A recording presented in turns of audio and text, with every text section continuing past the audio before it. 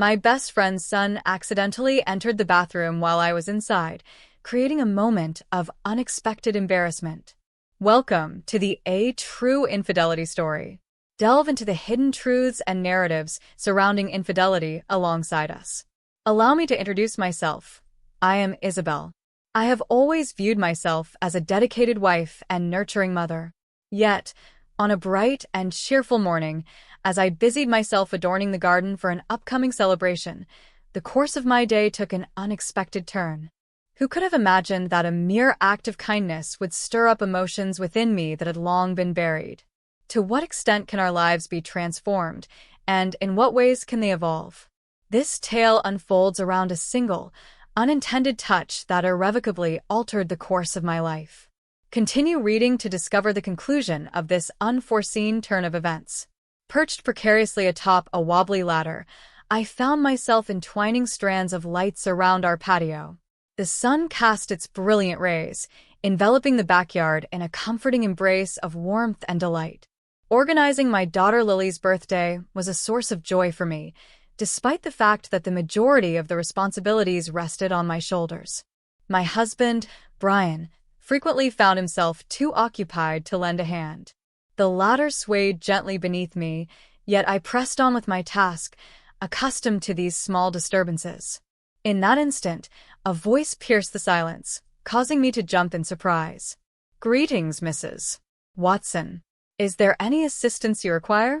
The voice resonated with a depth I had almost forgotten, and as I pivoted, I found myself teetering on the edge of equilibrium.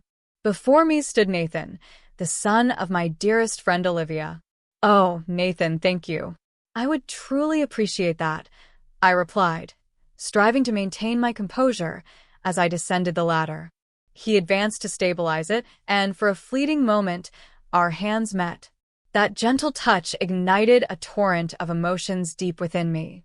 "I just arrived and saw you might need a hand," Nathan remarked, a playful glint in his eyes. "How thoughtful of you," I responded, guiding him toward the garden where the remaining decorations were poised in anticipation. As we collaborated, his presence became increasingly hard to ignore. His assured, graceful movements captivated me, and each time our hands inadvertently touched, my heart raced with excitement.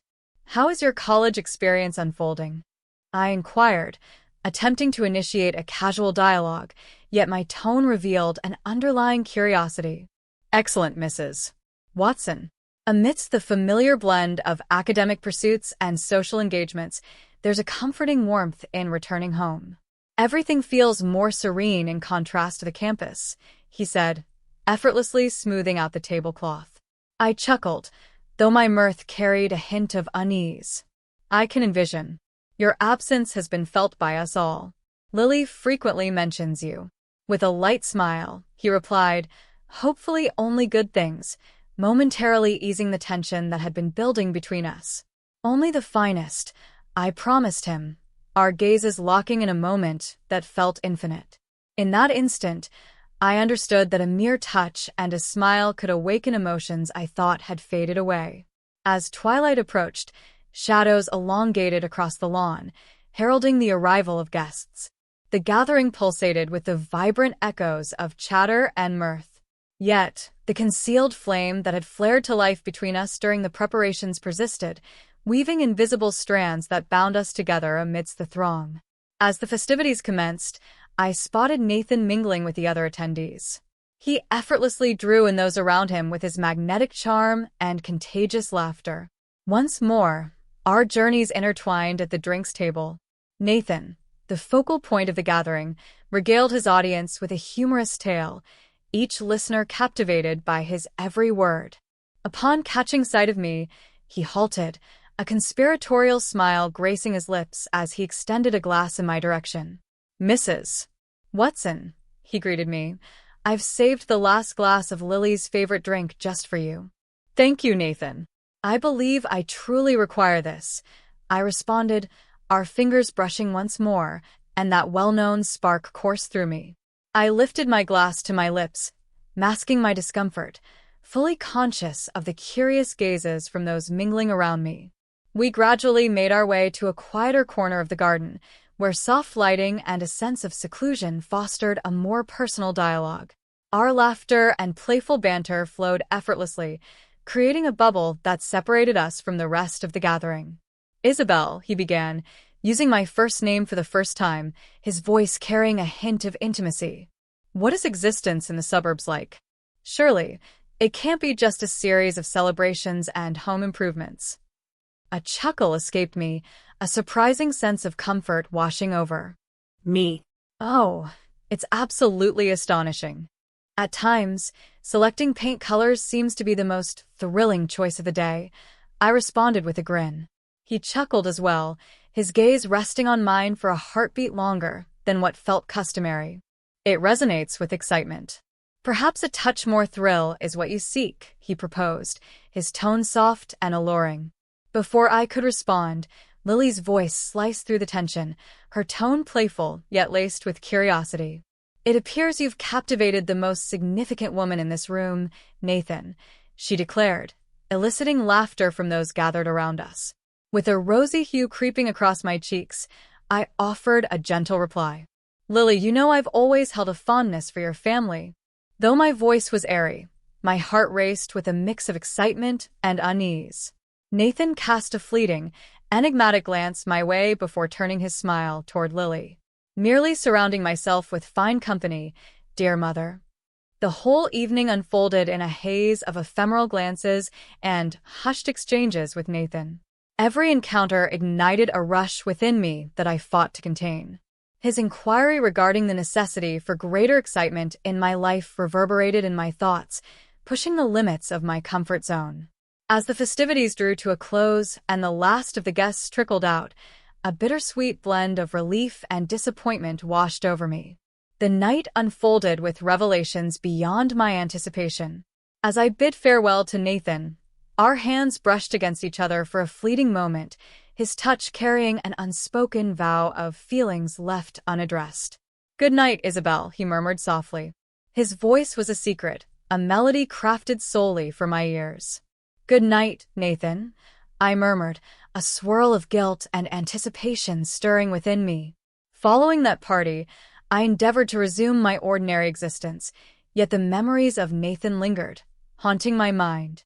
Each time I strolled past the garden or caught sight of the lights we had hung together, the fleeting touches and whispered conversations would come flooding back to me. It was utter chaos. How could I permit myself to become enamored with the son of my closest companion? Brian remained, as ever, deeply engrossed in his work, and our exchanges were confined to matters of business and the care of Lily. What once was our routine now felt like a heavy weight pressing down on us. On one of those days, I chose to step outside and immerse myself in the comforting ambience of my favorite cafe, seeking solace and a momentary escape from the chaos. As I stepped inside, the doorbell chimed a warm welcome, intertwining with the enticing sense of freshly brewed coffee and pastries. The cafe had forever served as my sanctuary, a refuge from the relentless pace of everyday life. After placing my order for the familiar cappuccino, I scanned the room for a seat and unexpectedly discovered Nathan, nestled in the corner with his laptop open before him. "Isabel, what a delightful surprise," he exclaimed upon catching sight of me. He gestured with a wave, beckoning me to come closer. My heart raced, and a warm blush began to rise to my cheeks. As I made my way to his table, I focused on maintaining my composure. "Hello, Nathan. I was surprised to find you here," I remarked, taking a seat across from him. "Indeed, I enjoy varying my study locations. It aids in maintaining my concentration," he remarked, shutting his laptop and directing his complete focus towards me. "Would you like to accompany me for a cup of coffee?" "I've already received mine, but I appreciate it," I responded, lifting my cup in acknowledgement. A soothing stillness enveloped us, dissolving the remnants of tension from our previous exchange. Nathan pierced the quietude, inclining closer and softening his tone as though he were about to divulge a hidden truth. "It's interesting, Isabel, how you defy my expectations of what Brian's wife would be like." His words caught me off guard, and I felt my heart momentarily falter. "What were your expectations?" I inquired, my voice tinged with both curiosity and concern. "I don't know," he replied, his gaze fixed on me with a hint of contemplation, perhaps a bit more subdued. "Yet, you revealed yourself to be remarkably vibrant and captivating." A chuckle escaped me, a mix of flattery and a hint of nervousness swirling within. "I appreciate that, Nathan. My sincere gratitude to you." Our dialogue meandered effortlessly from one subject to the next: beloved novels, cherished films, and aspirations close to the heart. We delved into topics I hadn't shared with Brian in ages. Nathan absorbed every word, his replies infused with consideration, creating a sense of understanding and a profound connection between us. As the moment to depart approached, Nathan drew nearer, his voice a gentle whisper. "This time has been truly enjoyable, Isabel. Perhaps we might have the opportunity to do it again in the future?" My heart raced, and I found myself astonished by my willingness to embrace this peculiar allure. "Indeed, I would appreciate that as well," I responded, taken aback by my own candor. We parted ways at the cafe entrance, and as I made my way to my car, a longing to see him once more enveloped me. This unforeseen encounter propelled us further into perilous grounds, and although withdrawal appeared sensible, I found it increasingly challenging to do so. The magnetic pull of the unfamiliar surged within me, awakening a vitality I had long thought lost. Days slipped by since our encounter at the cafe, and my feelings oscillated relentlessly between exhilaration and remorse. The echoes of Nathan's words lingered in my mind, refusing to grant me peace. Each time I walked past the cafe, those memories would flare up once more, sending a chill down my spine while stirring a deep sense of guilt within me. "This is madness," I kept telling myself, yet beneath the surface, I understood it was more than mere desire. The sensation was undeniable, lingering in my mind regardless of the repercussions it might bring. On a dreary, rain-soaked day, as I wrestled with a stubbornly frozen computer, a thought struck me. Nathan had once spoken of his remarkable talent for untangling technical dilemmas. Before I had the chance to fully process my thoughts, I found myself dialing his number. The phone rang, and Nathan picked it up without hesitation, his voice imbued with warmth and hospitality. "Hello, Isabel, how are you?" "Nathan, I apologize for the interruption," I started, striving to maintain a calm tone. "I'm experiencing some computer troubles, and I recall you mentioned your expertise in this area. Would you be able to assist me?" Without a moment's pause, he responded, "Of course, I'll be right over." Upon his arrival, the atmosphere crackled with tension. Nathan settled in front of the computer, while I lingered close by, observing his assured gestures. As our shoulders inadvertently touched, the brief contact between us sent a rush of emotions through me. He murmured, his gaze fixed on the screen. "Just need to tweak a few settings." Our faces were nearer than we had expected, and as I gazed into his eyes, it dawned on me that resisting this pull would prove challenging. Our emotions overflowed, and in a moment of vulnerability, we shared a connection that went beyond words. As we separated, the air felt thick in my lungs, making it difficult to draw a breath. "We can't continue this, Nathan," I whispered, my voice quivering, coming to the unsettling realization that these words were meant more for my own ears than for his. "I understand, Isabel," he said, his eyes drifting away from mine, a hint of regret in his voice. We completed the repairs on the computer in quietude, and Nathan departed swiftly, leaving me amidst a tempest of feelings. Once the door clicked shut behind him, I pressed my back against it, striving to gather my scattered thoughts. Every glance and every moment lingered deeply within me, and I understood that this was only the beginning. Several weeks had slipped by since the gathering and our final meeting with Nathan. I endeavored to maintain my distance from him, yet thoughts of him perpetually emerged in my mind. Brian was deeply engrossed in his tasks, leaving me with a growing sense of solitude. On a bright morning, while I busied myself with the art of breakfast preparation, my phone suddenly rang. It was Nathan. "Hello, Isabel." His voice carried a warmth that was undeniably pleasant. I found myself pondering the idea of us meeting to engage in conversation.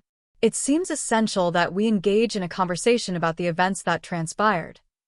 My feelings were a tangled web, yet I found myself in agreement.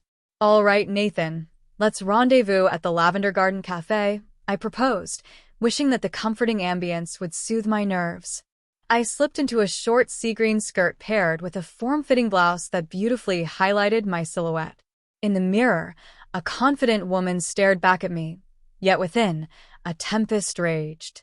In the quaint cafe, I spotted Nathan nestled in a corner, absorbed in his thoughts at a small table. As I drew near, he rose to his feet, his gaze lingering on my attire.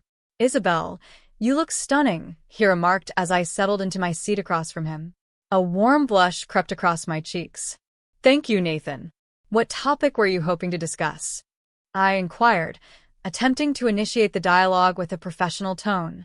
"About us," he replied, his gaze unwavering as it remained fixed on me. "Your presence lingers in my thoughts, and though I recognize the impropriety, I feel compelled to express the depth of my emotions for you." His confession washed over me like a tidal wave, quickening the rhythm of my heart. We engaged in a heartfelt discussion about our emotions and the steps we should take moving forward. I endeavored to keep my distance, yet every look and utterance drew me nearer to him. As our dialogue drew to a close, Nathan proposed a stroll. We departed from the cafe and strolled down an alley adorned with blossoming trees. The fragrance of lavender enveloped us, infusing our stroll with an enchanting allure. In a fleeting moment, he paused and grasped my hand. "Isabel, I understand this is not right, yet I find myself unable to resist this feeling," he confessed, his voice quivering with deep emotion. I gazed upon his face, peering into his eyes brimming with sincerity and longing. In a moment of impulse, I closed the gap between us, moved by a surge of emotion I could no longer suppress. Our shared moment grew heavier with unspoken emotions. As we finally drew apart, our faces hovered near, breaths intertwining in the charged air between us. His gaze pierced through me with an intensity that sent shivers down my spine, causing my knees to quiver beneath the weight of his stare.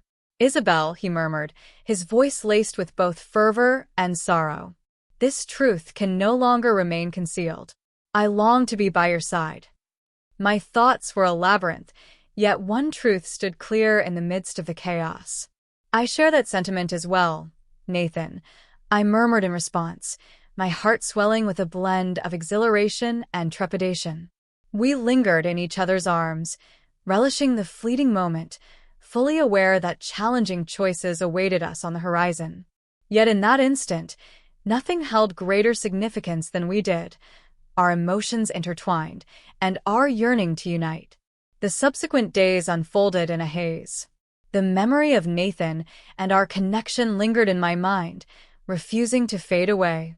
We made an effort to keep our distance, yet the pull between us was undeniable. Every encounter, be it serendipitous or intentional, each utterance and fleeting look only deepened our longing. One evening, as we lingered on a bench beneath the vast expanse of stars, Nathan grasped my hand and gazed deeply into my eyes. "Isabel, I wish to express my deep affection for you." His voice was soft, yet every word pierced through to my very soul. With tears welling in my eyes, I grasped his hand tightly. "I love you too, Nathan," I murmured, my words imbued with sincerity and conviction. That evening, we enveloped ourselves in each other's warmth, savoring the closeness we shared. Our connection was filled with tenderness and longing, each shared moment deepening the bond between us. We understood that challenges awaited us, yet in that instant, our love and our yearning to unite were all that truly counted. These clandestine gatherings emerged as a beacon during our bleakest moments.